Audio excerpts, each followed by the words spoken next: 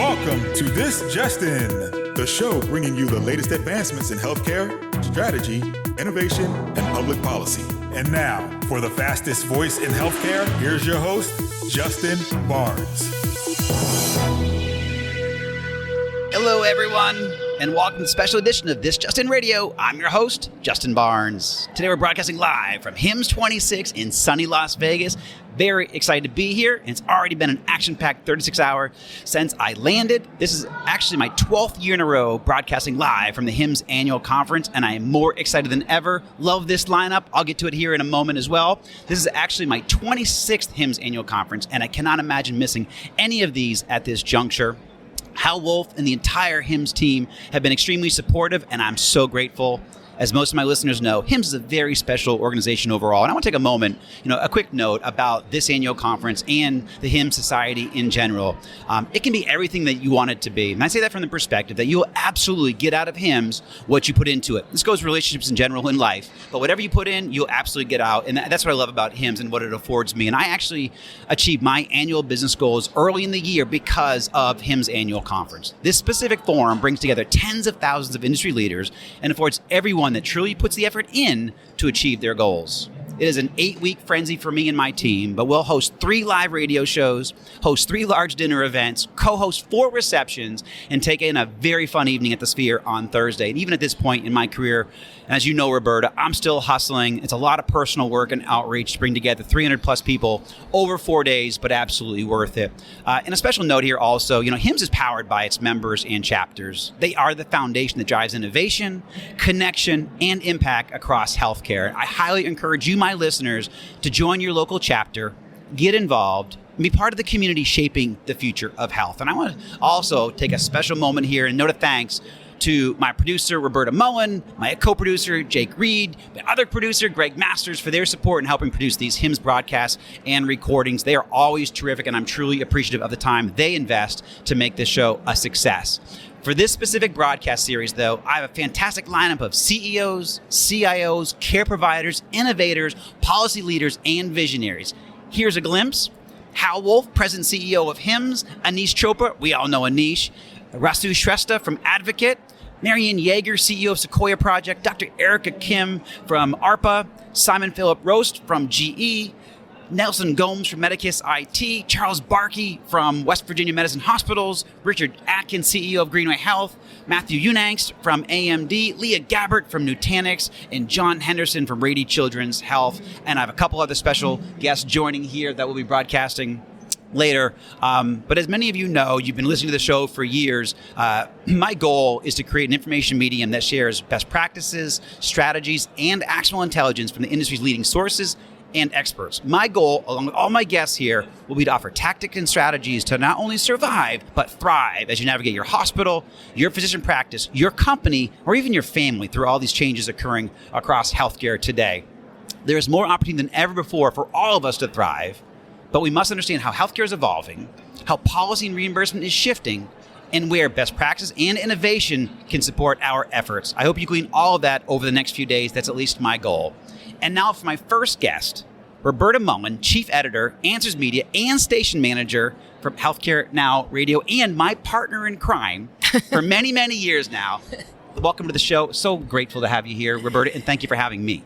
Well, I'm so glad we're doing it live this year. We haven't done it in so many years actually live. And hi to all the people listening on the radio. Absolutely. And I think most of my faithful listeners, you guys know, Roberta is actually responsible for starting this show back in 2014. It was her brainchild, and I could not be more grateful or happy that she pushed me for a year to bring my industry friends and peers on air for candid conversation. So, Roberta, thank you for pushing me, motivating me, naming this show This Just In, so I would take it seriously. But I owe a lot to you, so I'm grateful for all you did, and thank you. Well, it's been a good partnership. It absolutely has. It has. A ton of fun. So let's talk a little bit about HIMSS. Mm-hmm. HIMSS, we were just kind of chuckling about the people that don't really know what the acronym means, but the HIMSS is HIMSS, right? Healthcare Information and Management Systems Society. Yeah, but let's take a moment because please, if you ever email me, write me, talk to me, please don't call it HIMMS. Do you know how many times I see that? That absolutely means you don't know this industry, you don't know this society. It is HIMSS. Please know what the acronym stands for, but then also My other pet peeve is HIPAA. People go HIPPA, and oh my goodness, again, learn what HIPAA stands for. The acronym is HIPAA. Mm-hmm. So again, those are the little small things. How many times? I must have seen HIMMS 100 times in the last couple of weeks. People misspelling it and keep on sharing it.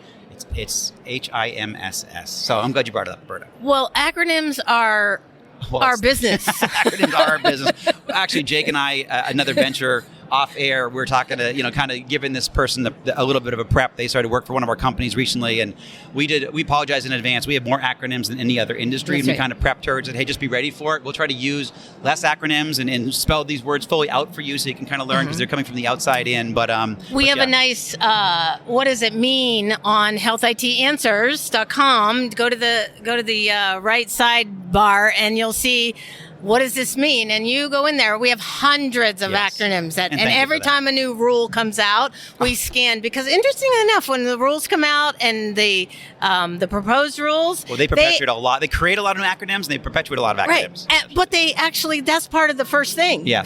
They have an index of the acronyms. And it's like, oh, dear. Yes.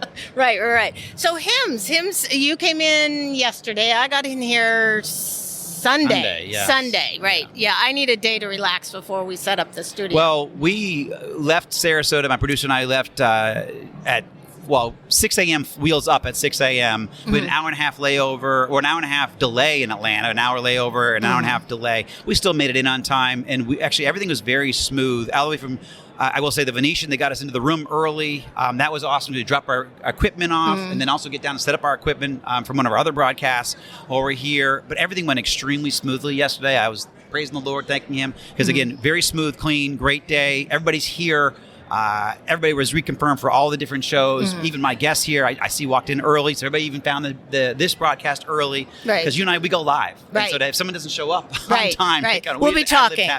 You'll be hearing us more. You got it. So, so first of all, HIMSS. I got a little history on HIMSS for us to talk about because it gives you trends. It gives you like where we've been for the last whatever. The very first HIMSS was in Baltimore, Maryland in 1962. That's a long time. We were only talking about mainframe computers. The big computer that had 10 megabytes of storage space that put the man on the moon. Did you know that? 10 megabytes. That's what it took. I only know that because my elevator where I live has they actually had that sign up. I learned that like last week. I didn't even know that, but 10 megabytes. Exactly. Yeah. That's what we were talking about in 62. All right. Yep. So this would be the 64th conference. All right. It's my 26th though, but yes. Is it your 64th? No. Just kidding. No. But I was born then. Are you sure?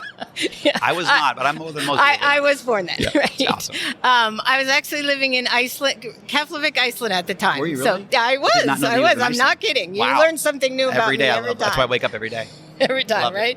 All right, so let's talk about Healthcare Now Radio 2012 in Las Vegas. Yes. We launched Healthcare Now Radio. We actually turned the broadcast on, and we had it was recorded. It wasn't live from here, but that's when we launched the radio and had all of our shows start playing. So that was all exciting. But I thought it was interesting that let's talk about the theme. We're talking about 2012. Yes. Customer and patient engagement in healthcare, especially in context with... Well, EHRs, meaningful use, stage 2, I think we were talking about that. EHRs, yeah. That's right, yes, correct. Yes. And the push for interoperability and data sharing. Woohoo. Okay, we were doing the push for it. Love that. We were co-founding Commonwealth at the time and Care Equality at the same exact time, that year. Yeah, 2011, 2012, yeah. And the EHRA? EHR was founded in 2004. But that's way back. We co-founded Commonwealth and Care Equality in around 2012. And you're going to be talking to Mariann. I am. Yes, we're excited about that. We haven't seen her. She was your third guest on the show, on your show. Third? The third. Wow, I didn't realize she was the third guest on your show. So let's talk about the first time you did live. 2015. 2015, you were in Chicago? Yes, thank you to my good friend Howard Bird, who was doing the Venture Forum at the time for HIMSS. And he had a wild hair. He said, Justin, you should broadcast your radio show live from HIMSS Venture Forum. And thankfully I did. Ended up turning I had no idea what I was doing. I ended up bringing a crew with me, and I did it 2.5 hours live on air out of nowhere, and it didn't miss a beat. I don't even know how that happened, but I was extremely fortunate. Great guest lineup. It was fun. That the Radio X people? Because they Stone, fed Peyton, and Lee. Yes, because they gave us the feed and we flipped it out You too. got it. So it was I was just all telling over. Jake, singing their praises. If we ever go, I moved away from Atlanta, but I mean, if I ever go back there, they always had the most amazing studios for me anytime I wanted. They were great. They're fantastic to me, very supportive of us in our industry. Well, tell them about our The Show Must Go On. Oh my God! Let's talk about that too. I actually wrote that into my opening, but then I decided to cut it out because people don't want to talk about COVID. But in 2020, when we were canceled, basically, 4 or 5 days before we were supposed to go live with HIMSS, we ad-libbed and we said, you know what, we're still going to do a live broadcast. All my guests showed up. They dialed in from their homes. And we went to the cool. studios. And we went to the Business Radio X studios and broadcast live. And again, all my guests showed up. Aneesh Chopra and Karen, Dr. Salvo and Hal Wolf. Everybody was. Ruckers was the Don ONC Rucker, at that he was. time. Yes, he was. And I think we even had Mickey Tripathi then too, to be honest. I think Karen Salvo. She had just started at Google. She did, yeah. She joined us. That was really cool. that was quite the lineup. Yeah, that was everybody you were going to talk to here, but then they canceled that. They canceled HIMSS, but we did not. The show must go on. The show must go on. And so Business Radio X hosted that. Grateful for them. So what about back to the 2015? Let's talk about that theme that was going on with HIMSS then. Yeah. Transforming health, harnessing IT, improving outcomes. Yeah, love it. Moving from, talking about like the systems and everything else. Episodic care and really transitioning to outcomes and what we're achieving. All of this is still germane today. I mean, thankfully, it keeps us all employed. We're playing long ball here with all this, but we're seeing outcomes. We're going to talk about that a lot coming up with all my guests over the next couple of days this week. But we're generative AI, agentic AI is really helping us create these outcomes even more quickly, and having the care providers, having the CIOs and the CTOs talk about what best practices are being deployed, what outcomes are being seen by patients, how lives are getting better, how patients' lives are getting better, how clinician lives are getting better, how we're improving workflows in these organizations. They're saving money, they're saving lives, they're improving lives and the quality of life through using technology and innovation. Some of it from interoperability, a lot of it from strategies internal to the health system. But yeah, very excited for what's coming up. So when was your first HIMSS? 1997, and I did, because you asked me this off air, and I had to go research where was it. I was with HBO at the HBO and company at the time. I ended up merging with McKesson in late 99, 2000. Right. But San Diego. We were in San Diego. It was very cool. What do you remember? One thing about that. I was with Dr. Asaf Marag, who was a physician lead. We just bought his company called the Smart Medical Record. It was Pegasus. We bought it. It was one of the first EHRs in the industry. It competed with Dr. Mark Levitt, who was Medical Logic. Right. But what I remember is eating salmon with a head on for the first time in my life with Dr. Marag, with Asaf. He's still one of my very best friends. It was my one of my best men at my wedding. An entrepreneur I still work with at times today. But yeah, that's the thing I remember the most is having Ama Ebi, which head-on sushi. There you go. Mine was 2010. It was in Atlanta, and I was telling you this story that High Tech Act had just come out. Carol and I started High Tech Answers, and I went to Atlanta. I was living in Houston at the time, and I went to Atlanta twofold because I had to buy a house to move to Atlanta. Right. I did too. And so I went to there. I have to tell you, the thing that I remember about I'm older than you though, so I did it in '96. Oh yeah, right. Yeah. Not 2010, but anyway. Right. So. So the thing that I remember, I still to this day can't get over, is how large this conference is. I know. I was shocked. I mean, I was in the pharmacy business, and I would go to their We were approaching conferences. we were probably 30,000, 28,000, 30,000 back then. Under that, because they were in Atlanta still. Okay, but we grew up to almost 40,000, 45,000. Yeah. That's when they couldn't go to any of those other places. Yeah, they can only go to Vegas and Orlando for the longest time. Exactly. This year, do you know what the theme is here this year? I don't, but you do. It's framed the epicenter of health innovation and transformation, emphasizing digital transformation, AI, interoperability, cybersecurity, and data-driven care. Yes, okay, I love so that. AI, of course. What are we going to see differently today than than we did last HIMSS or last conference last week. We are going to see where AI, certainly agentic AI, is making a tangible difference. We're seeing outcomes and how that is happening in our communities at every different size community. So whether you're a small practice, a large health system, you're going to see what AI is bringing for best practices. How it's being actually deployed is what you're going to see it, not just in a part of a strategy, but also success, patient outcomes, all of that. So that's what you're going to see here at HIMSS and certainly the rest of this year. So. Mm-hmm. I think that AI, we've said it, it's one thing to have, years of us trying to figure out interoperability. Yes. This is just a different world with AI. It is, and we're here. And I know my next guest is going to have a lot to say about this, and I'm very, very excited. So, again, real quickly for my audience, welcome back to This Just In Radio Show, broadcasting live from HIMSS26 in sunny Las Vegas. I'm very excited to introduce my next guest, a new friend of the show, Richard Atkin, CEO of Greenway Health. Welcome to the show, Richard.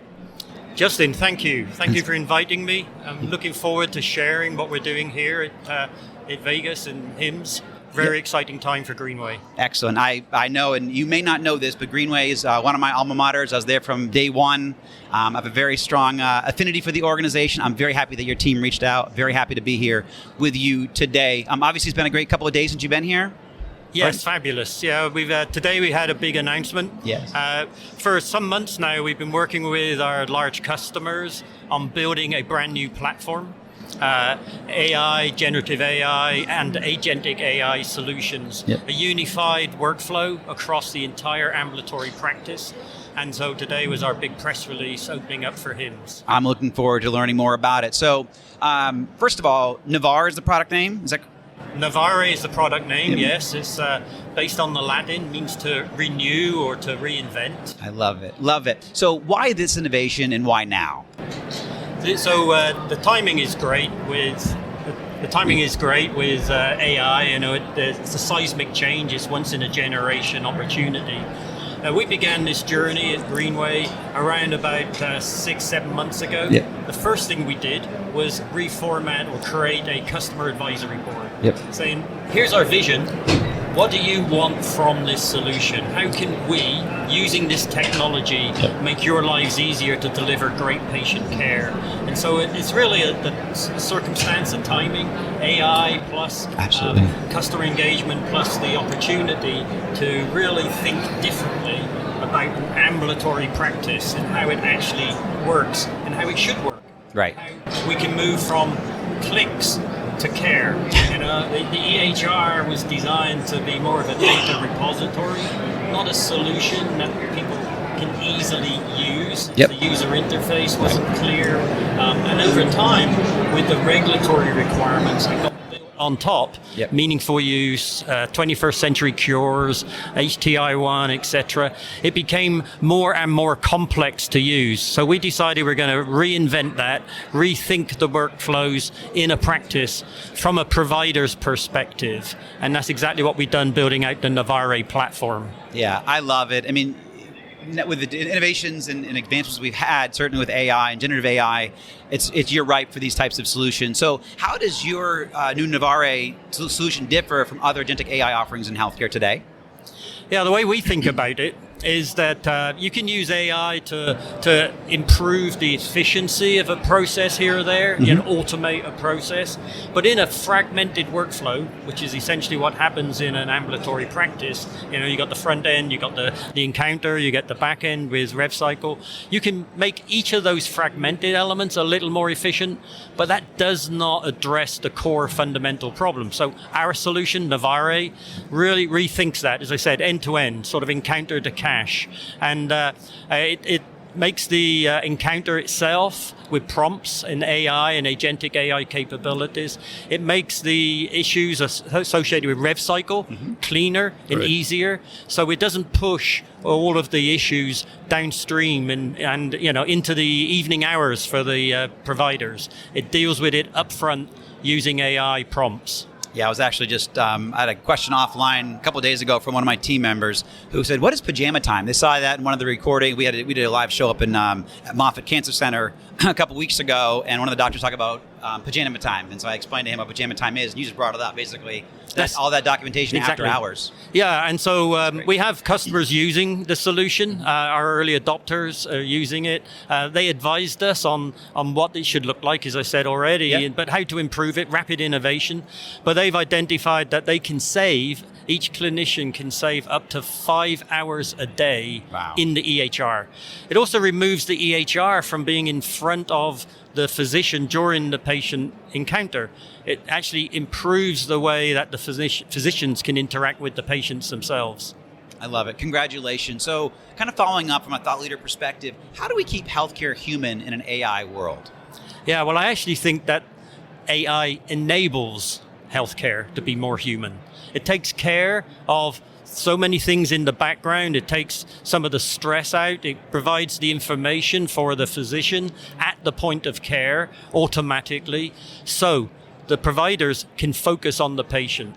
It enables us to be more human. It enables us to improve the communication and the customer and the patient interactions. So I think AI is the tool that will enable us to be more effective at human communication. Yeah, I completely agree. It's a very good perspective. And I like how it actually makes the clinician's life better, the patient's life better, higher quality of life for everybody involved. And we need that. We desperately need that in healthcare. We have so much burnout on the clinician side, even the patient side. So now we're starting to bring, this is what agentic AI can bring to us. So I love that you're enabling that further.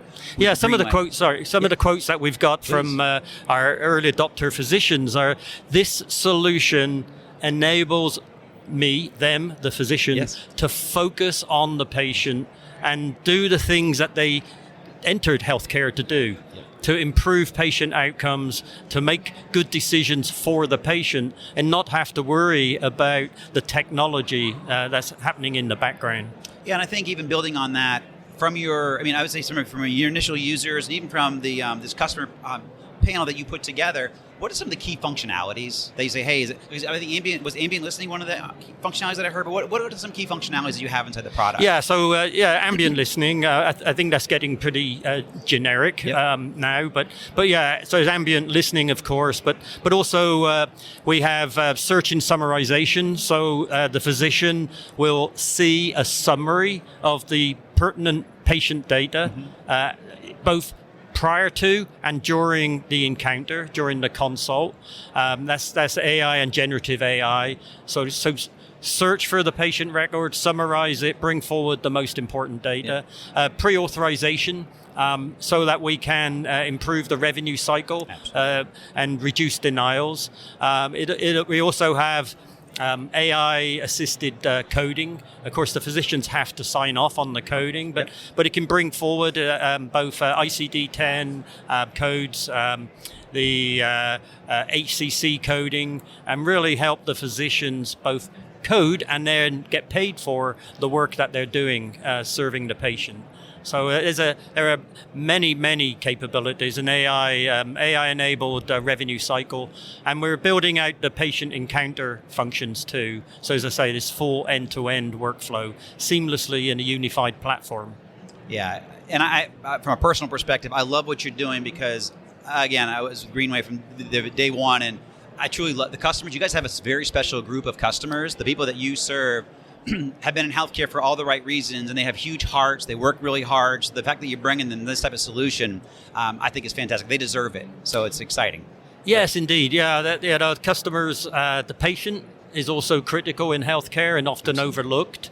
That's obviously the reason that healthcare exists, Absolutely. Right? It's care and health, and I think the ambulatory sector has also been sort of overlooked. There's so much conversation about acute care, right. But of course, when you're involved in the acute care sector of healthcare, it's sort of failed already in a sense, because they're dealing with something pretty significant. The ambulatory area is where we all interact with healthcare most, and where we have the greatest opportunity to improve the health of patients and the communities. Yeah, I love it. So my last question, we're getting to the end here. What must we get right over the next 3 years in healthcare? What's critical and what we must get right? Yeah, I think that's a really important question. Obviously, we're an EHR company. We're sort of deep in the tech, and obviously we have to get that right. It's got to be confidence. in the agents, in the AI, transparency, ethical use, avoidance of bias. So we've built a framework around that in the governance and the controls. So we have to get that right. To continuously build and improve on confidence that these solutions are providing the right prompts for the right decisions. But I think there's also something that we need to do to ensure that we sort of rebalance the regulatory with the performance or the purpose of healthcare and these solutions to improve the patient and the physician interactions and improve the outcomes, the health of the patients. And I feel like for nearly 20 years now with sort of meaningful use and the 21st Century Cures Act, etc. Yes. The focus has been on what data or what information the government feels is important, as opposed to the information that the providers really need to deliver excellent care and what is important to patients. So we have to get that balance right. Fantastic. I love it. And I would say in our last piece, I'll give you a moment here. I have a lot of Greenway listeners that listen to my show just from my early days. What would you say to your customers right now that are looking at this type of a strategy and thinking about the future of healthcare? I'll give the platform to you for a minute or so. What would you say to them, to your customers? So our vision is real. We've built a new platform, Novare.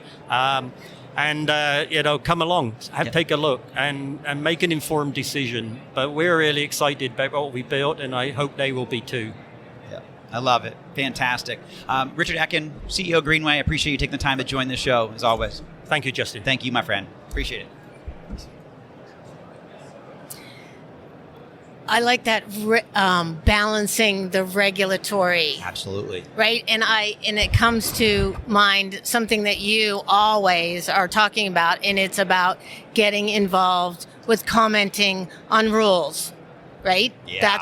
That's what he's saying. You know, Yes. he's saying don't let them do that. And you've talked about that for a long time. Take a quick moment here because that's very, very true. Mm-hmm. We have to do our fair part in this industry, and that's certainly looking at these regulations. They affect us tremendously. They affect us as thought leaders, us as entrepreneurs, us as innovators, us as patients. Then also, and then the organizations that we serve actually affects them. So we need to look at this and take it seriously. We all have expertise. No matter where you are in this ecosystem, no matter where you are in this chain, you have expertise in your domain. And when you look at these regs, it's very important to share your ideas. I promise you, we know these people on Capitol Hill. They're good friends of the show too. They read every single comment. That's one thing I will say about Steve and the whole team.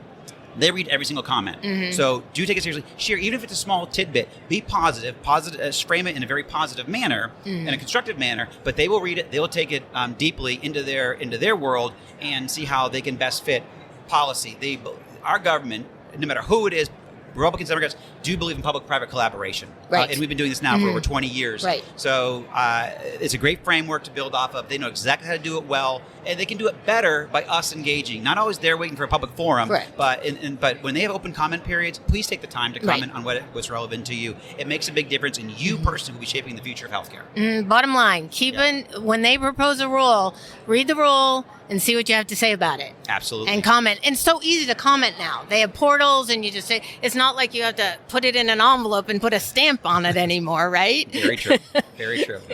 All right. Well, welcome back to This Justin Radio Show, broadcasting live from HIMSS26 in sunny Las Vegas. I'm very excited to introduce my next guest and new friend of the show, Matthew Unangst, Senior Director, AMD Enterprise Solutions. Welcome to the show, Matthew. Hey, very, very, very excited to be here. It's an exciting week, and could not be happier to be here with you today. It absolutely is. So before we dive into the questions, when'd you get in town? Anything fun? Got in last night late, so haven't had a chance to go out and do too much yet, but busy morning so far, meeting with some partners, customers, and definitely looking forward to the next couple of days. Fantastic. Where'd you fly in from? Austin, Texas. Austin. Is that where your home base is? It is, yes. It is. Well, AMD is a big operation there. We do, yep. Absolutely. AMD, they're always fantastic partners of the show. We love Tony Nunes and your whole team. Harini, you guys are fantastic. Dan Rivera, we love Dan.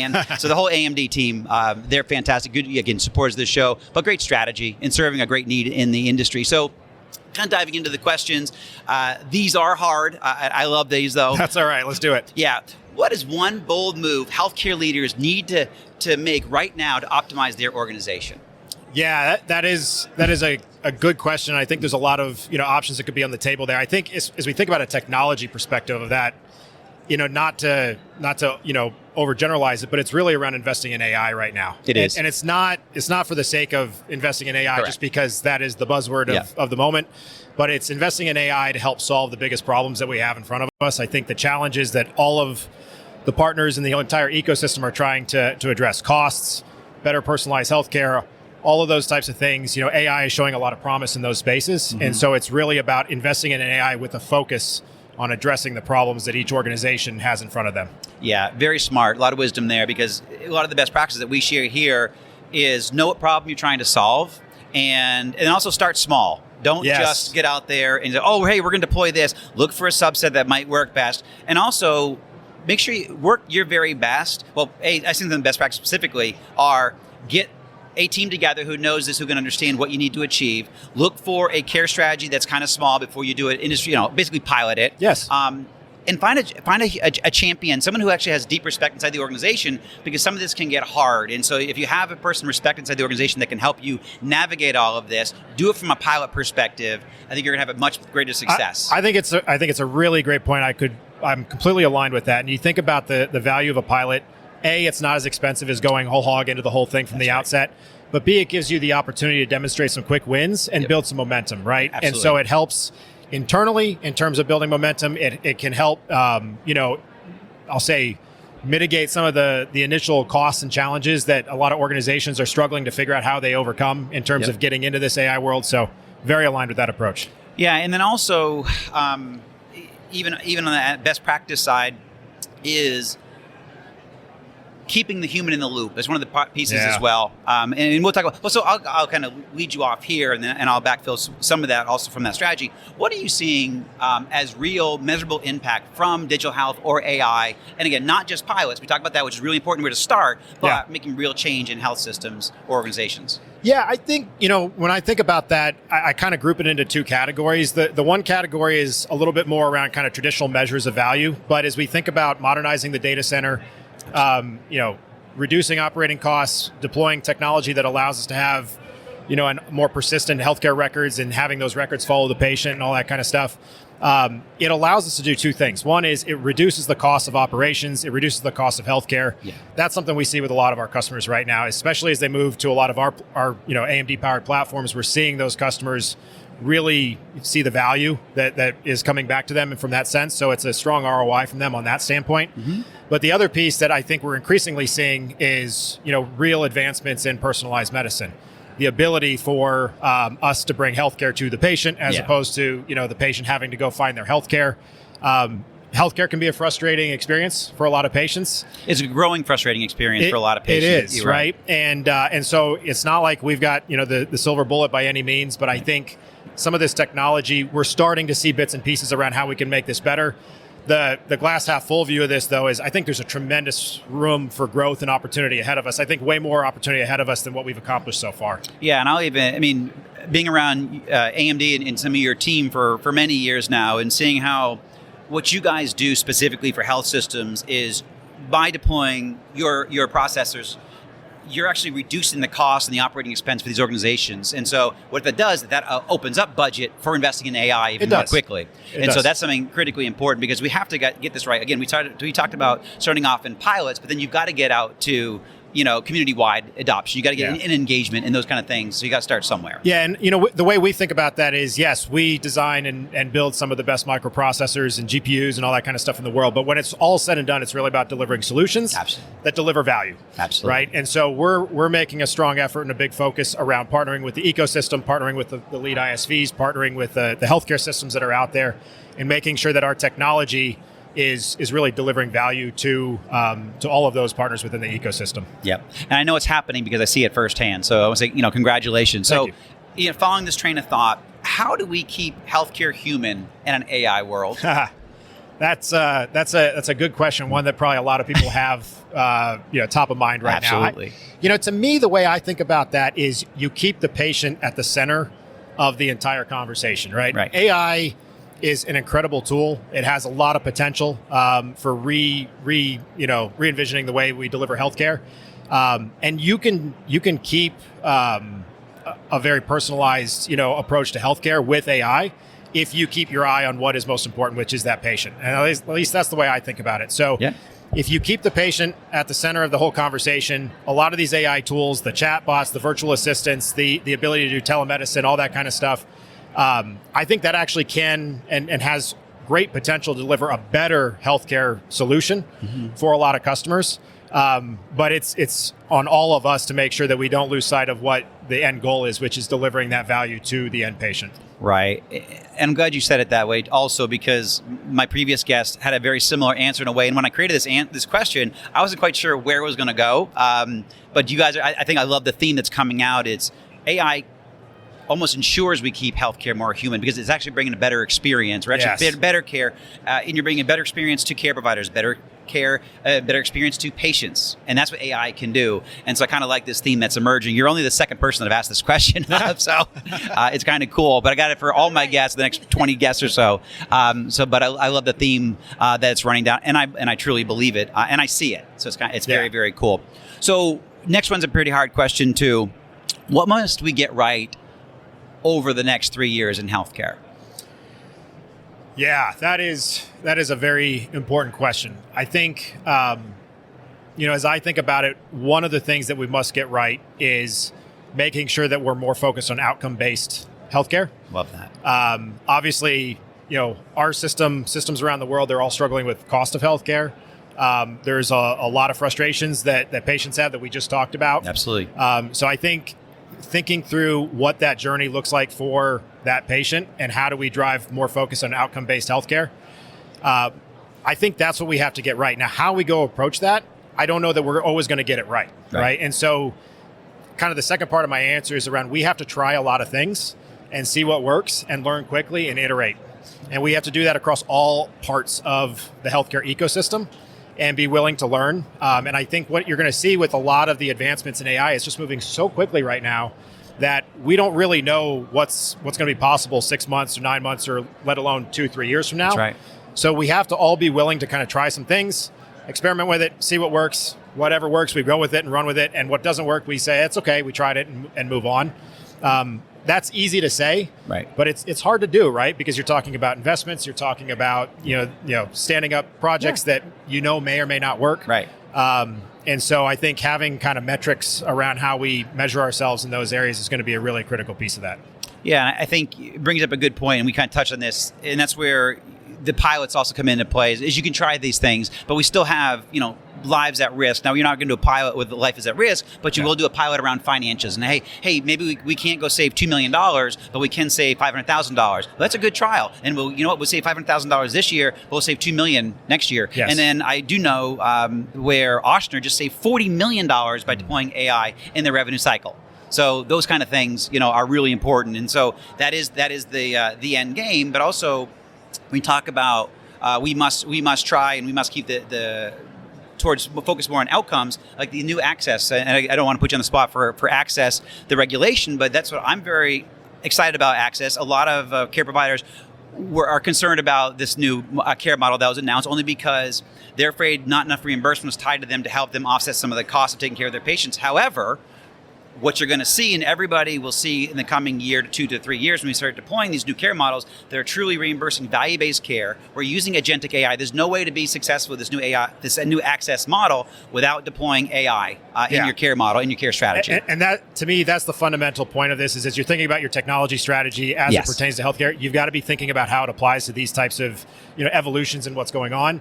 And you've got to have a strategy around how to approach that, again, with the end goals in mind. Yep, absolutely. And specifically around what you guys are working on, having that right infrastructure that is scalable, that can reduce your costs. What's really, we talk about increased costs a lot. We also have a significant push on reductions in reimbursement. We have, our financial models are being pressured down. However, we have to do more with less. That is what AI brings us. We have more. It is easier to deploy our care strategies in less expensive than ever before in some ways because technology is getting less expensive. Totally agree. We're scalable. We can take care of more patients with less. So better innovation, more patients, less care providers, because that's just the economics of what's out there. However, this AI is allowing us to do that. It's allowing us to scale, get better care, more accurate information. That's all being sourced by technology, AI agents, generative AI. So it's extremely exciting. And this is not just what's on the wall and what's on a strategy on a roadmap. This is happening in our communities today. Yep, absolutely. So it's very, very cool. Well, Matthew, I'll give you the floor. We have another minute or so. What are you looking forward to accomplishing over your next couple of days here in Las Vegas? Well, I'm super excited to be here to meet with a lot of our partners. When I come to a show like this, I think there's kind of two key things. One is you want to meet with your customers and your partners and understand what's going well for them and where there's opportunities to partner. But the other thing that's really important is to understand kind of the trends and where people are thinking in terms of the next wave of innovation and where they want to go invest and go explore. Absolutely. So that's really what I'm going to be focused on absorbing over the next couple of days. Yeah, and I've seen you guys. I actually stopped by your booth. I was walking through, checking a lot of the booths. Jake and I were this morning before we came down here to record and broadcast. And you guys have a great location right off the main drag. You have a lot of partners running in and out of your booth right now. So it's kind of cool to see all that energy. Yeah. And we didn't even open the show floor, but a lot of these conversations happen even before the floor officially opens. So it's an exciting time here. Like I said, tens of thousands of thought leaders are here. Before you came on air, I talked a little bit about this specific show in general, the HIMSS annual conference. You can accomplish whatever your goals are here. Everybody's here. So as long as you put the pre-work in, you set up those meetings, anything that you want to achieve, you can achieve if you come here, if you put the work in, the effort in. It's hard to beat the opportunity with everybody here to get that time. Absolutely Totally agree. True. I mean, we've been working with, Tony and your team just from a strategy perspective for, 10, 12 weeks now, and it's gone extremely well. But we all put in the effort, all the hard work, the elbow grease. So HIMSS annual conference for 26 is going to be phenomenal. We will absolutely achieve our goals because of all that pre-work. And I say that because I want everybody. I came out of a conference 10 days ago in LA, and people are kind of griping, oh, I didn't quite do it. You didn't put the effort in then. There were still 7,000 people there. And I achieved all of my goals while I was there because I put the effort in going before I went there. And you can't just show up and hope for the best. It's put all the heavy work in, do all those meetings, do all that outreach before you get here. So when you get here, you smooth everything through and you just kind of execute on everything. Again, everything is here. Tens and tens of thousands of people are here, and you can absolutely be successful. So that's right. Matthew, I'm glad you feel the same way, and it's great to meet you for the first time. I've actually never met you. So yeah, no, I'm thrilled to be here, and again, I really appreciate the time and the opportunity to join you today. You got it, my friend. Well, have a great rest of your conference, and be safe and have fun out there. Sounds great. Thank you very much. You got appreciate it. Thank you. Bye. Thank you, my friend. Appreciate it. Excellent. And I see Aneesh Okay, is here. Couple takeaways. Yes, please. Patient-centered care and outcomes. Absolutely. That's the key. That's from your 2012, right? Exactly. Exactly. Let's bring him on in. All right. Everybody knows Aneesh Chopra. I don't even need to announce him, but I will. What's up, my brother? How you doing? Greg, good to see you, my friend. Excellent. Thank you. And for, uncomfortably close to the microphone, does that help you out, Greg? Yes. Yes, uncomfortably close. Yeah, I got you. Oh, yeah. No, Aneesh is a pro. All right. Awesome. So welcome back to This Just In Radio Show, broadcasting live from HIMSS26 in sunny Las Vegas. I'm very, very, very excited to introduce my next guest and great friend of the show, Aneesh Chopra, author, innovator, former and first U.S. CTO, chair of Arcadia Institute, and great, great friend of Justin Barnes. Welcome back to the show, my friend. friend. Part of the brotherhood. Excited to have this opportunity. Absolutely. As always, I assume when did you get in town? It's been a fun few days? Yesterday? Yeah, very nice. Awesome. 24 hours of awesome. Yes, I know. I got up at 4 a.m. yesterday. What time did you wake up yesterday? Oh, that's okay. It's fine. 6 is fine. Okay. Yeah. I'm not too early. Well, because our flight, I had wheels up at 6 a.m. yesterday. Yeah, it's not good. Yeah, so no. But everything was very smooth. I'm grateful. Very, very happy. So I'm grateful that you were able to join us today. And I know we just met up in LA like 10 days ago. Yes. These are different questions. The world has changed. It has changed. AI makes that happen. Yeah. No. So, and so does data and fire also. But also, what are bold moves today that healthcare leaders need to make to optimize their organization? Well, the big takeaway coming out of Vive, and I think, the discussion that we're having right now, is whether or not AI will be inflationary to the overall system or deflationary. Correct. So the nightmare scenario, Justin, is you walk the halls and everybody says ROI, ROI. Mm-hmm. Well, in a fragmented, misaligned incentive world, ROI equals, one side wins, the other side loses. It's a win-lose. Yeah. So how does one make the case that there's global ROI where you can kind of have overall gains, but it's a win-win model? Like reducing waste, fraud, and abuse is one narrow example. Yes. So the tension is, how does one gather the attention to pursue the strategies that are better for the system when we don't otherwise have the natural course of speed to do. That's hard. And I think that's why the role of government will play an important one. And you see a ton of activity by CMS, encouraging AI investments, asking for public comment, engaging with stakeholders at the FDA. So there's a regulatory welcome mat, but it's asking for AI that will be deflationary, not inflationary. By the way, not to filibuster on your simple question, but Chris Klomp, in the weeks we've since met, spoke publicly at the Better Medicare Alliance meeting, which is on YouTube. You can watch it. And he basically said, he's the senior, basically effectively the chief operating officer of HHS, said, I am witnessing in the market more inflationary use cases, and I am actively going to kibosh. He shared an anecdote of an AI company that said, hey, I can squeeze 2 units of billing code within 15-minute increments, so can I use that billing code twice for my one use case? He goes, and if you do that, I'm going to squash that code like a bug. I'm paraphrasing. So the access model, the model that is CMS's explicit deflationary model, got away from CPT billing codes and went straight to, here's a fixed fee for outcomes. You get an upfront fee to sign them up and a pay for the results.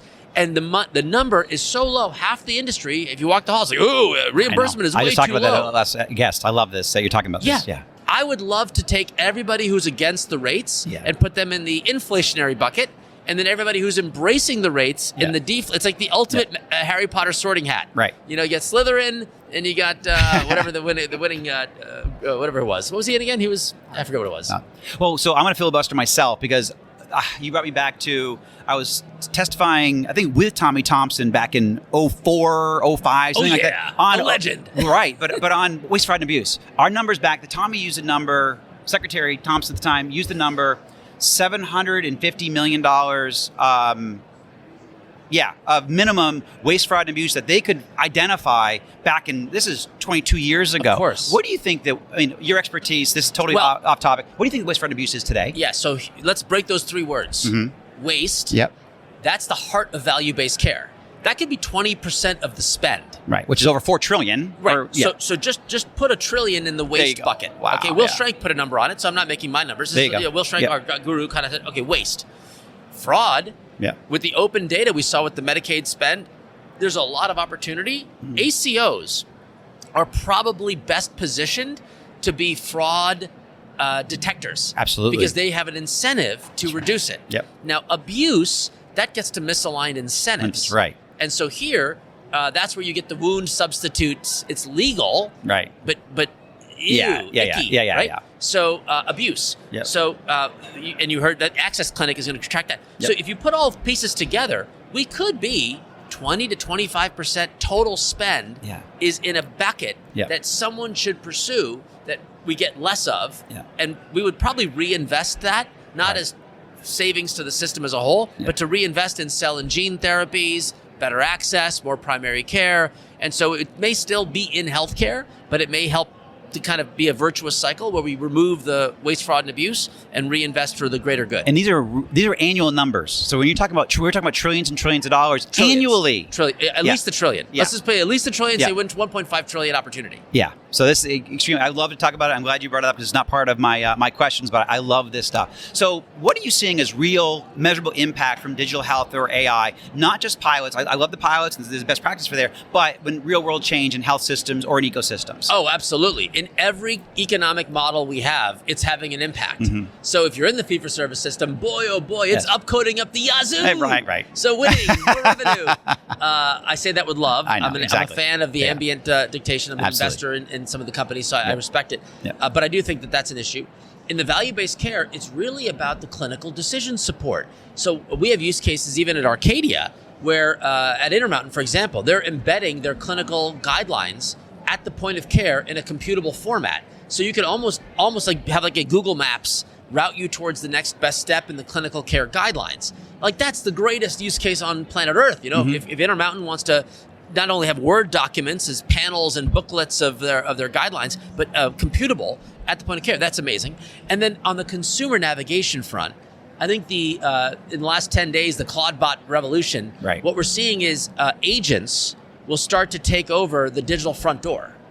And so if you ask the big question, we have insufficient ROI with humans trying to log into price transparency portals, separately provider directory portals, separately good faith estimate requests, separately quality portals, separately. So you go down the list, scheduling portals, and say, wait a minute, if we actually had an agent that could access all of that information, I could probably get access to the care I need that's better quality than what I think I'm getting now much sooner. Yeah. And that's what gives me excitement. Yeah, and patients are ready for that. They want that. So people say, oh, patients see now, certainly over the last couple of years, how AI agents are much more effective, efficient than an operator, someone answering the phone, having to go through phone trees and all that kind of stuff. Yes. These AI, we're becoming, as patients, much more aligned in this direction. So we deserve it too. Yes, and back to your Georgia roots, Emory partnered with a firm I'm involved with called Guide Health. Yep. They did voice-bound AI calls there you go. to talk to people about their blood pressure. Right. And they say, hey, you're your doctor's AI. Yep. And I listened to a call that was like 6 minutes long. That's awesome. That explained that this, like, basically get your blood pressure cuff and let's try it on. And it was like absolutely democratizing to get people to get their information and share it with their doctor. It was great. Love that. That's Great example. my health system. Is it really? Emory's, oh, yes. Great. I love it. And my doctor... Julie is amazing, by the way, just for the record. Julie? An amazing CEO. Yeah. How do we keep healthcare human in an AI world? Well, here you go. This is that's a very powerful question because AI itself may become human. So there's a whole separate well, that's question. whole different, yes. But fundamentally, wouldn't you like it if someone knew more about you? If you imagine you called the help desk at your insurance company, Absolutely. and you're like, remind me your name, remind me your background, but instead it's like, oh, I know everything you're going through. Absolutely. You're in the middle of a chemotherapy episode. Yes, and I couldn't get my prior auth for the new regimen. I hear you. Yeah. I got you. Yeah. That makes that person's empathy on steroids. Yes. Because we've understood the shoes of the consumer or the patient. That's right. That's where AI can have the greatest impact on human touch. And you see it with ambient. Yeah. Physicians their eyes are on the patient. Yeah. They're not typing away in their on the computer. That's a great story. Yeah. No, and so you're the third guest I've asked that question of, and I'm getting the exact same answers. I'm following this great strategy here. Our flow is all about the patient. So we really, truly have the better patient care that's coming out using AI. And again, we're just in the piloting phase, and we're in the early days of this. So just wait. I mean, it's exciting, extremely exciting. So don't be afraid of this. Absolutely embrace it. And patients are. Yes. And so it's exciting to see. Before we dive into my last question, you mentioned Arcadia, because you don't actually mention Arcadia too often when we do shows.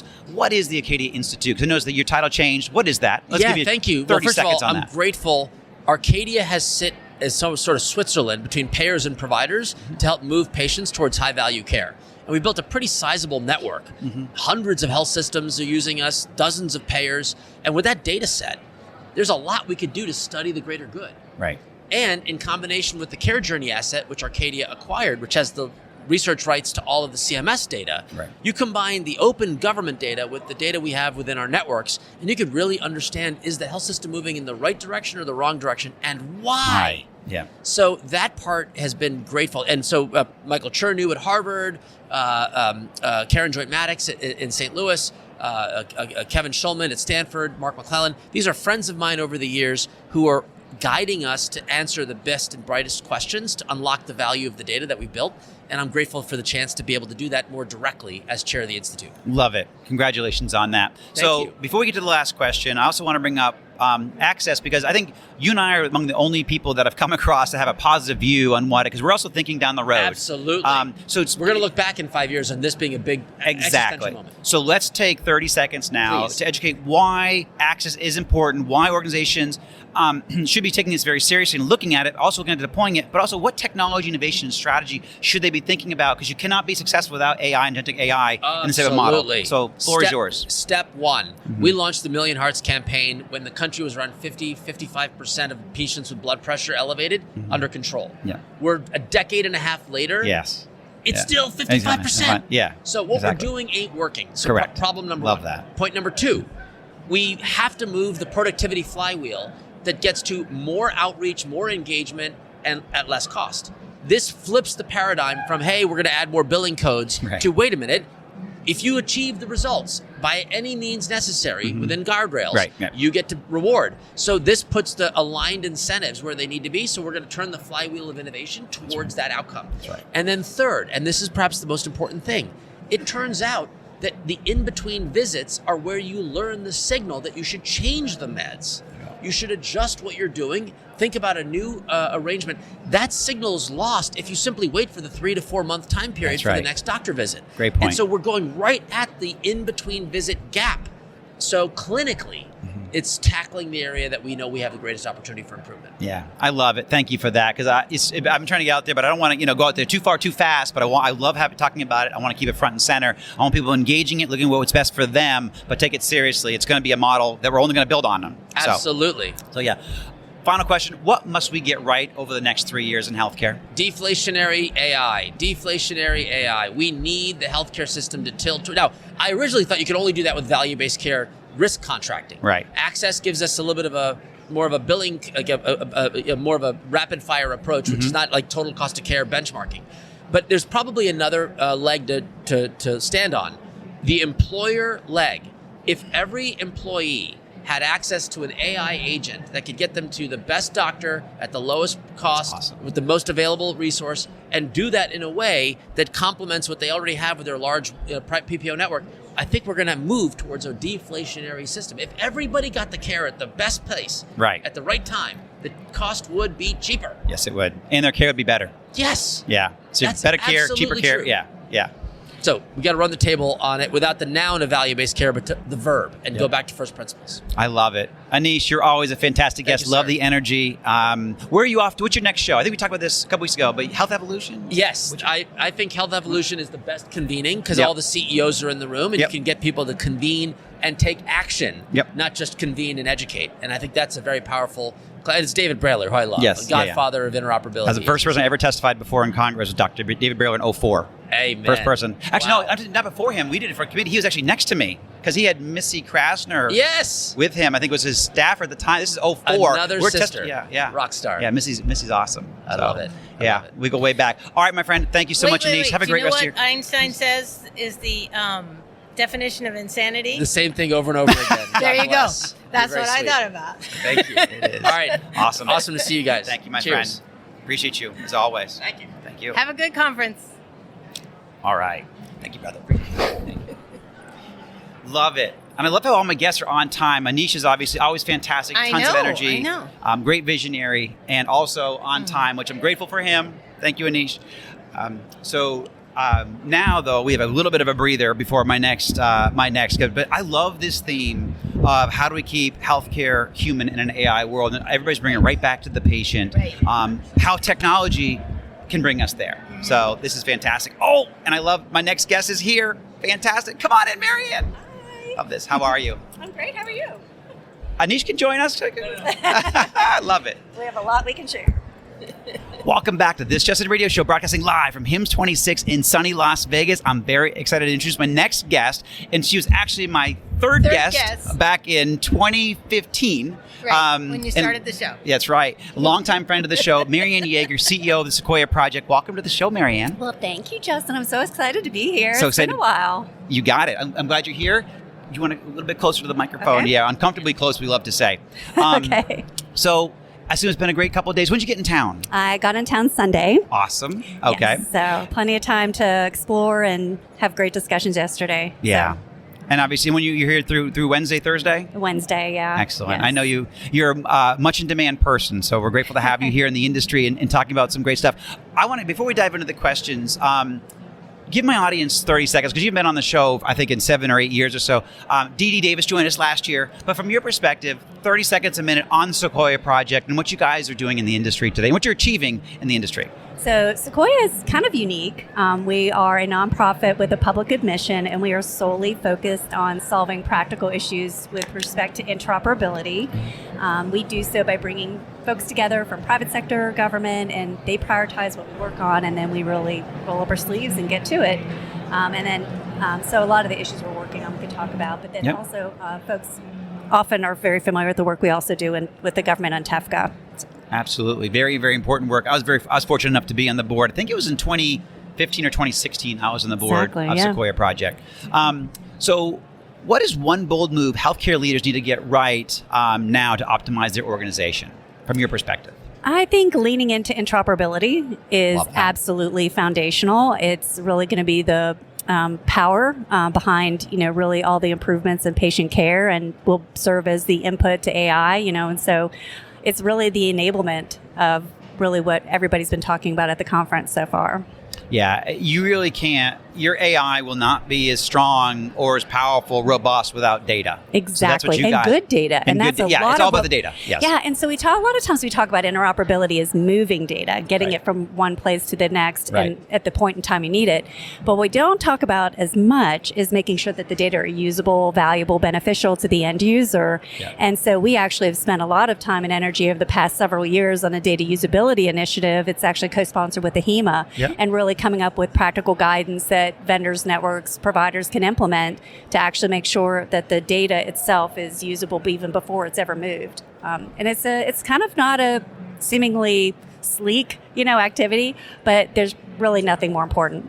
Well, there's two things there. So looking at the quality of the data, again, it will.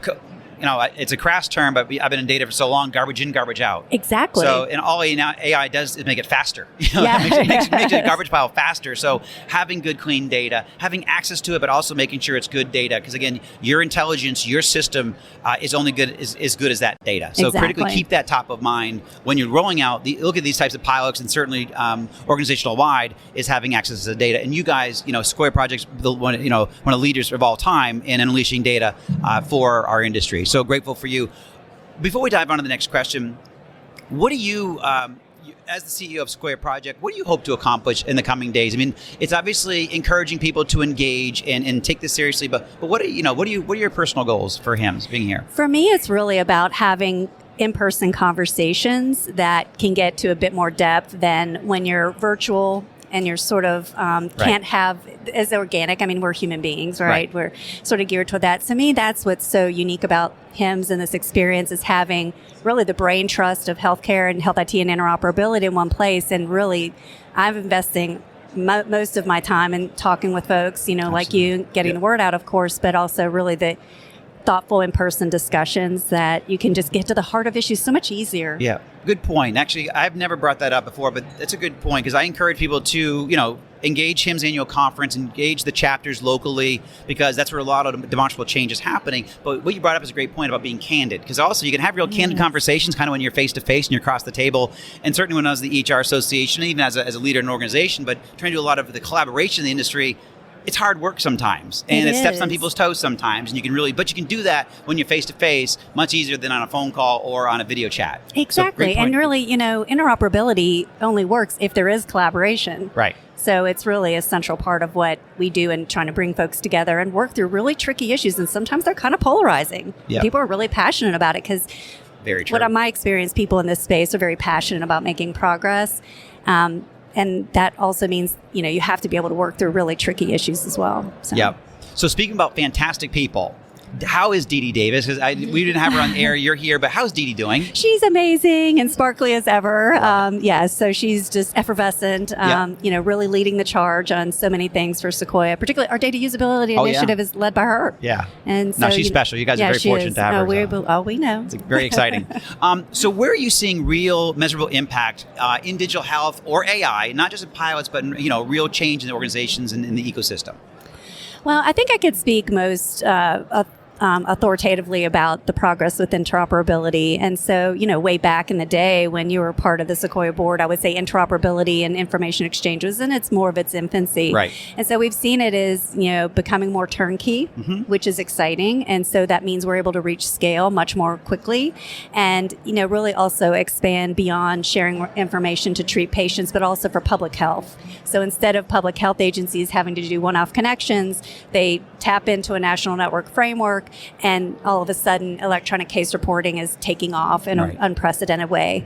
And other purposes as well. Us as individuals need access to our own information. That's only available if you're able to tap into, again, a national network and framework. So that's maturing. I think we'll start seeing national level rollout probably starting in 2026 and seeing that put into practice, which is, I think, really powerful. I mean, you talk about patient empowerment, patient engagement, having a more ready access to our information, or for caregivers, you bet. I mean, that's going to be game changing. Absolutely. So actually, let's take a moment, talk about Sequoia's growth, because actually off air before we came live, Roberta and I were talking about how many records have been exchanged and data. Can you talk about some of those stats of how you guys have grown over the last 10 years or so? Oh, absolutely. Well, Can I put something on top of that? Please do, yes.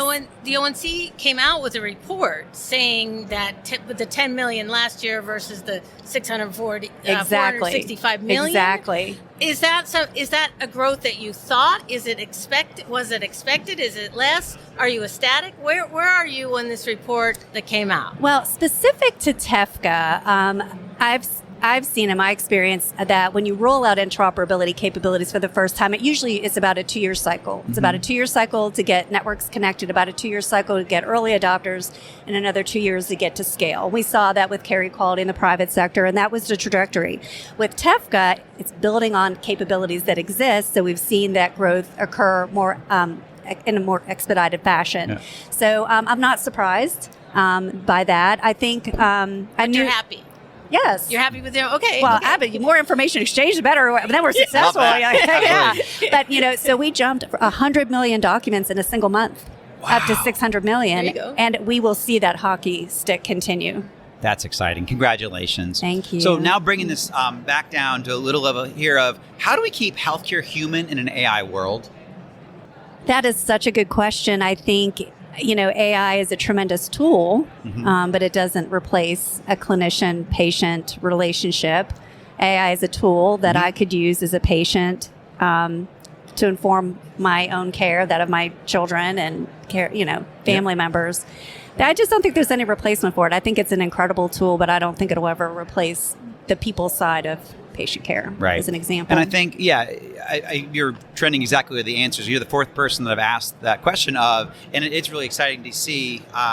It comes back down to the patient, and we are keeping patients front and center. We're doing those all for the patient. And what you do specifically, is why I asked the question specifically of you also, is you guys unleash data, and so you allow that information to flow. You allow our systems to make the best decisions for the patients, the best care quality. Hopefully, the guest before you was Aneesh Chopra. We're talking about deflationary cost of what we hope. We want AI, and we want our overall models to bring deflationary costs to healthcare. We can't keep on rising all these costs. We have to bring some deflationary pressure, which we will. I think AI can make us more efficient. Having access to the right data at the right time can make us have better decisions, better care quality, better patient experience, all of that. And so I think that's where AI helps keep healthcare human in all this technology that's all around us. So I love it. And you're right in the middle of it with what you're doing with interoperability. Well, and also with one of the things that Sequoia realized is we talk so much about patient engagement and, patient access to information. And so we realized that we didn't really know or look at the issues solely through the lens of a patient that is not a health IT insider. Right. And so for the past several years, we've actually brought together a group of consumers and asked them what their experience was. Not surprising, there was a group of people, really no health IT background whatsoever, and they came from all walks of life, all different parts of the country, different socioeconomic backgrounds, and their shared experience was a really painful one, and not being able to get access to their information, not surprising. Right. And so we actually have continued that and released a toolkit to just look at how the steps that people have to go through to get access to their information, interoperability being a part of it, but even more from an experience. No, I'm fortunate enough that I've had a private doctor in an ecosystem that's worked for me, but it's very difficult out there trying to access information, and you're a patient. It's gotten more difficult. We talk a lot about, we got excited about technology, innovation, and interoperability because that's what we do for our lives, and we have a deep passion for it. But in actuality, we have a long way to go out there as consumers, and I think all of us have examples of how we help our loved ones navigate care, get access to the best care. We try to use our experience to navigate them the best that we can, give them best practices, or hey, we've seen this work, or ask this question, because it is hard to get data and get it in real time and what we really tangible that we need as consumers and as patients. So we have a long way to go, a lot of opportunity there to improve. Last question, what must we get right over the next 3 years in healthcare from your perspective? Again, it's through the lens of interoperability.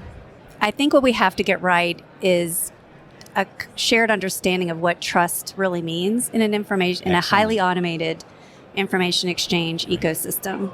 And trust is tested, and we're seeing that. There is tremendous growth, and which is exciting, and there's an equal obligation to make sure that the right measures are in place. When I say trust, what I mean is it's not just about privacy considerations and making sure the data are secure, obviously that. Also, just making sure there are real accountability measures. In early days of interoperability, there was a lot of goodwill. And there was a lot of homogeneity in the partners exchanging. You know, you're either an HIE, a government agency, or a healthcare provider. And the world has changed. And to support innovation, you know, of course, having access to data is key. So I think trust is going to be a central theme, and we have to get it right. We're really focused on that right now at Sequoia.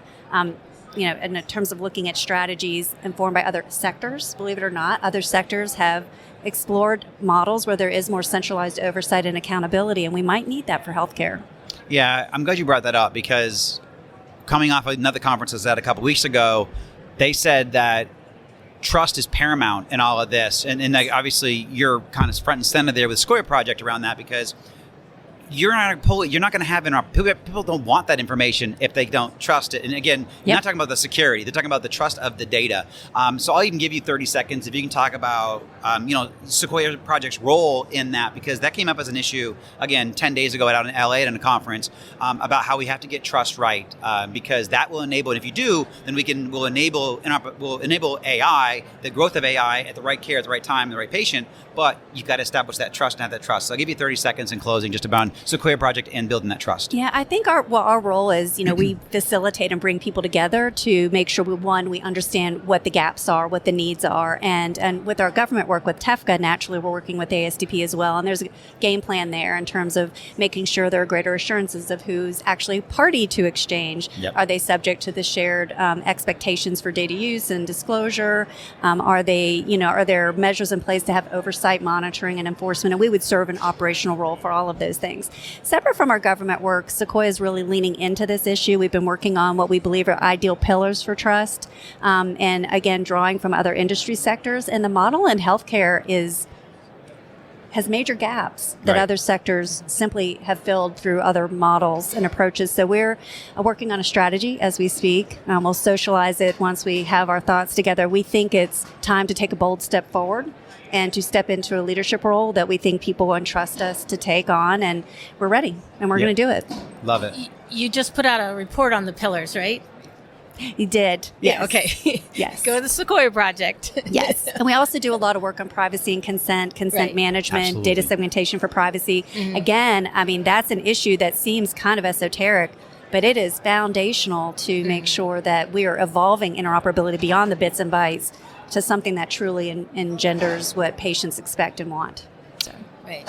If following that, I mean, if it's something near and dear, I mean, I work a lot with health systems, but I also love the physician practices. But so where does the physician practice, say a standard 25 doctor group, 100 doctor group, how do they play with Sequoia Project and the exchanges? Because it's a lot of health systems, but tell me about how we've grown maybe going down market to those other organizations as well. Well, it has really been just a giant leap forward by having the vendors and service providers that work with those smaller practices to get them to the table. And there's a role for all in TEFCA, in exchange, and really leveraging the benefits of that. So really nobody should be left behind that has a legitimate need to share information for treatment purposes. The gap we also need to fill are assisted living facilities, long-term post-acute care, behavioral health, and there's a wide circle of opportunity there that folks are coming to the table. They are joining TEFCA and exchanging, and I think that's so exciting. It's not just for the large, well-resourced organizations. It's for everyone. Congratulations. Will you be bringing more QHENs on board? We'll see. I don't know. We designated I know, you never want to 11. talk Well, I don't know. I can't. There's people are expressing interest. I don't know if they're going to pass muster or not. Right. I don't. Yeah. We'll see. Yeah. Stay tuned. Mariann Yeager, Sequoia Project, thank you so much for taking the time to join us today. Oh, well, thank you for having me. As It's great always. seeing you all. See you again. All right, It's a bye, true guys. pleasure. Thank you, Mariann. Bye. Excellent. I love it. I love interoperability. We need to unleash it, continue to in trusted frameworks. Yeah, if you're really interested in Sequoia Project does monthly meetings, Mariann's on it, and she gives an update on that. Yep. Everything. They have a good report out on the pillars that she talked about. Sequoia Project, .org, I believe. I believe so. I think they're you keep me informed of what's happening there on yeah, TEFCA that's and all my that beat. kind of stuff. That's my beat. You I know, the quest for interoperability. It's I've had to been my dive deep into beat the for AI like world. 15 Perfect. years. Thank you. I know. But I do love You that. change with the wind. Yeah, no. Wait, also the future. Yeah, well, okay. We have to That's the evolve. wind. That's the wind, right? Yes, well, it can be. Welcome back to This Justin Radio Show, broadcasting live. Let me keep us on track here, Roberta. Okay, all right. From HIMSS26 in sunny Las Vegas. I'm very excited to introduce my next guest and longtime friend of mine, Nelson Gomes, EVP of Growth Strategy and Partnerships at Medicus IT. Welcome to the show, Nelson. Justin, thank you for having me. This is exciting. It is. This has been a fun morning. It's great to see you. I saw you in LA a couple weeks ago. Yeah. And then you flew to what? You went to Miami. New York? I was in Miami for the McDermott HPE conference. Yeah. Healthcare conference. But you also went to Chicago, though, right after yes, LA. I did. I'm like a world traveler. And Exactly. I'll be going to Orlando right after this. Yeah, no, I know. That's why I wanted to have you on air. You're one of the most connected people that I know in the industry, and you're hostile literally. So he leaves LA, goes to Chicago, Miami, New York, back here to Vegas. Yeah, you're awesome, brother. It's great. I assume it's been an amazing few days for you. Yeah, I mean, listen, it's always great to come to HIMSS. You know, it's an opportunity to spend some time with some of the partners, some of the innovators, some of the our clients that are here. So it's I love it because I'm a social butterfly, so this is perfect for me. Right. Well, when we're starting the show, I was kind of singing the praises of what HIMSS annual conference, and I'd love your perspective. I know you're going to agree with it, but HIMSS annual conference and societies in general are what you make it. The effort that you put in, you'll absolutely get out. If you can't hit your goals here, it's on you. Because I do all this, I do 6, 8 weeks, 12 weeks of pre-work, prep work, setting up meetings, all these dinners and co-hosting events, and it's all hustle, but we're in execution mode right now, but it's what you make it. So if you put the work in, the elbow grease in, you'll absolutely hit your goals. I couldn't agree with you more. I think that, coming to this, you have to make most of the time that you're here. You have essentially 3 days. Yeah. To set up some time and effort to ensure that you're getting the most out of the show, whether it's through people that you want to connect with, whether it's new technology that you want to learn more about. Yeah. So it's about really scheduling your time efficiently and effectively, 100%. That's right. It's putting forethought in. I think I will be meeting with almost 300 people while I'm here in 4.5 days. Wow, so that has to be a record of some sort. This is my record for sure. This is my busiest year of all time. I told Jake, this is literally my busiest I've ever been in my entire life. But it's great. I'm excited to be here. And we're executing well. So dive into the questions. Sure. What is one bold move healthcare leaders need to make right now to optimize their organization? Well, there's so many things going on in healthcare IT today, but for me, I think they have to take a step back and stop chasing technology and start really demanding outcomes. There you go. So I think that's super important. We always look at adopting new technology. What can this new technology do? But ultimately, I think it's 3 things. Clinical outcomes, operational efficiency, the patient journey, SaaS experience. Like, how do you really make an impact that way? And let's think a little bit differently and focusing on those outcomes. I think that should be the bold move that leaders should be thinking about. Love that. Great answer. Where are you seeing real measurable impact from digital health or AI, and not just in pilots, but also in out the industry across the ecosystems?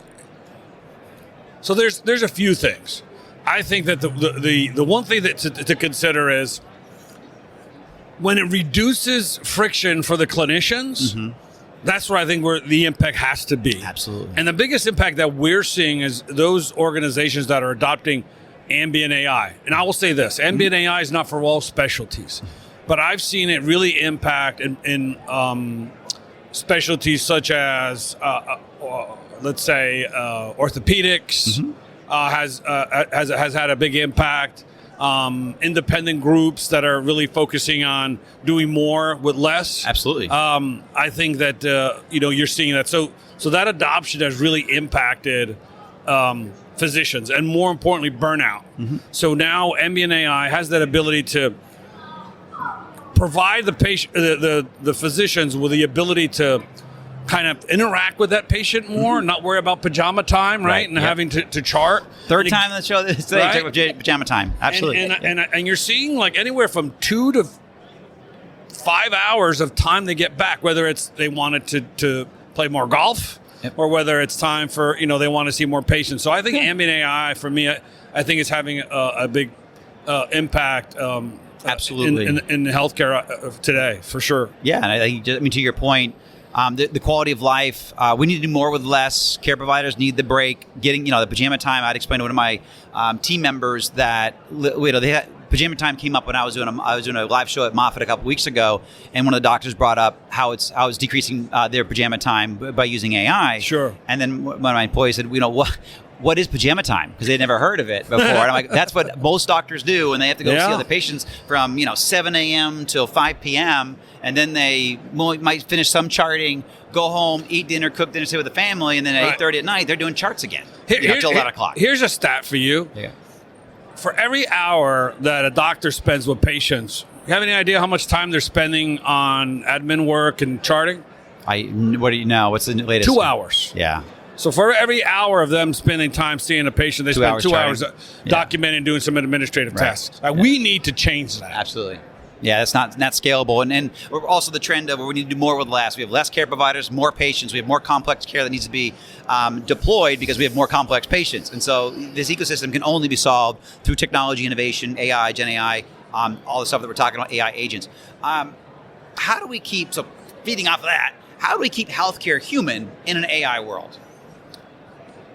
And that's a question that I've been asked a lot lately. And I think it goes back to the friction, right? Mm-hmm. So how do you remove friction from creating distance between clinicians and patients? So having the ability to find a balance between both, I think, is super important. Surveys show that more than 60% of physicians cite administrative burden, just like we talked about, over driving burnout. It's tough. So I think you need to be able to balance both.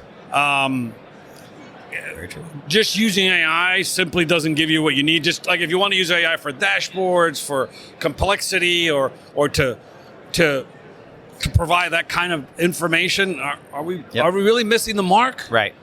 Shouldn't we be focusing on the outcomes? Absolutely. And I think that's how you can balance it. You got to find that unique balance. Yeah, and I think to that point, we brought this up with a couple of guests. A couple of my guests brought up this topic, and I did as well proactively around the new access care model. I'm not going to put you on the spot to talk about access, but access is exactly that. It's keeping the eye where we need to be down the road, moving to the right innovation, the right technology, the right payment models to where healthcare needs to evolve. It's pushing us in the right direction. It only can be achieved through agentic AI. There's a lot of worry and concern around that new access model, but absolutely, like I think Aneesh said it best, in 5 years people are going to look back and go, that was a change that we needed desperately to shift, to your point, into these new care models. We need to do it and go and keep technology front and center, but for the right reasons, not the wrong reasons, outcomes-based payments and outcomes, higher quality care for the patient.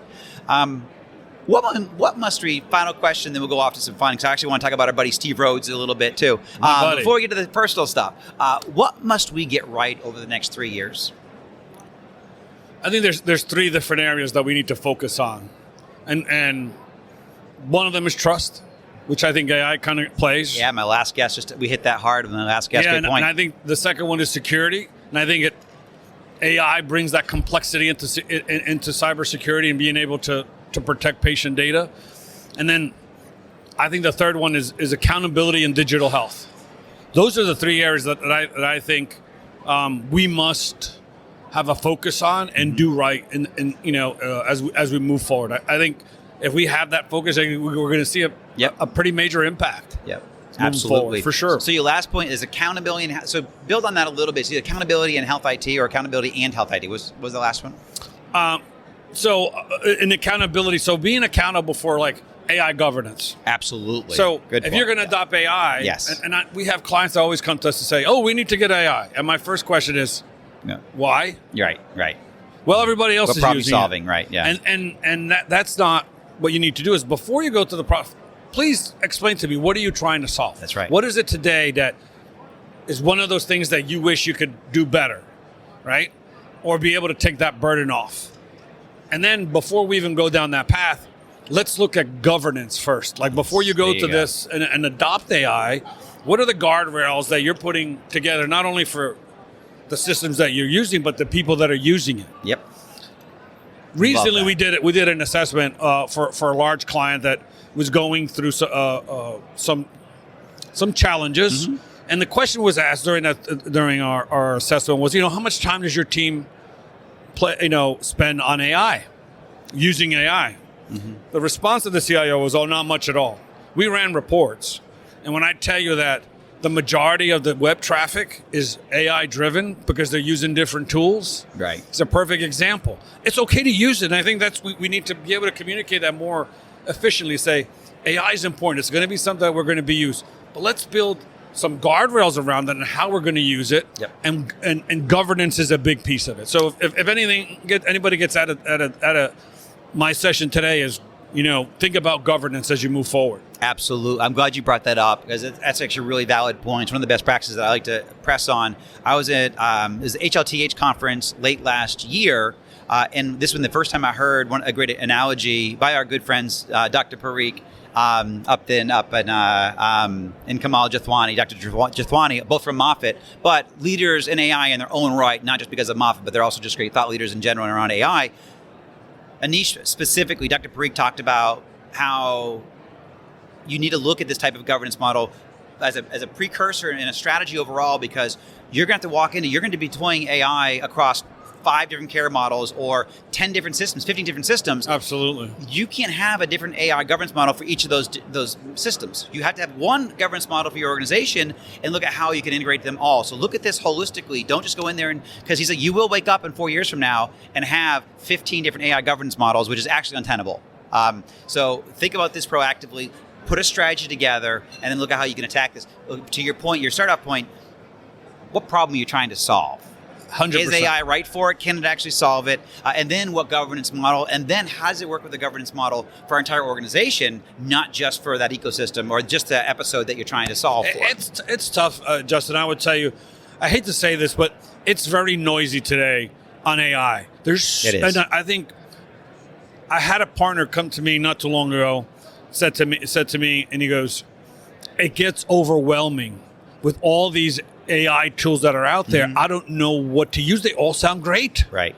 Like, how do we go through that process? So evaluation is part of it, is evaluating what tool fits best for you. That's right. And HIMSS is a perfect example. This is the opportunity to really dig deep and understand what are the AI tools that are out there, and how do they fit what you're trying to do. And pressure test them to the best of your ability. 1,000%. Yeah, and get and trusted partners, and that's the biggest piece here as we close is, and you're great, and so one of the reasons you're in that seat right now is because you are a trusted partner to a lot of people, and that's really important as we engage, and as people in the earshot of this, they engage these models and these strategies, is also who do you have as a trusted partner to navigate you through all Absolutely. of that. It's a great position that I've been Essential. fortunate to be in, and you're in too.